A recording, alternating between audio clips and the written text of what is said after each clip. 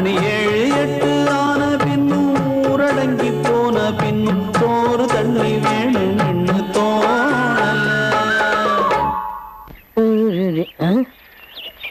எவ்வளவு நாளைக்கு தான் இந்த ஆள்கிட்ட நம்ம திட்டு வாங்குறது?